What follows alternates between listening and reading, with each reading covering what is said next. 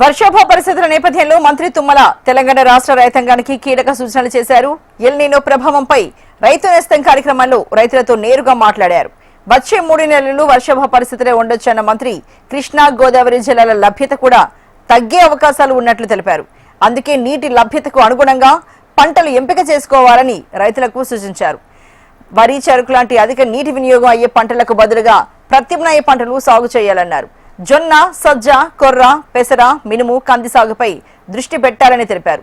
తక్కువ కాలంలో తక్కువ నీటితో పండే వంగడాలు ఎంచుకోవాలని సూచించారు.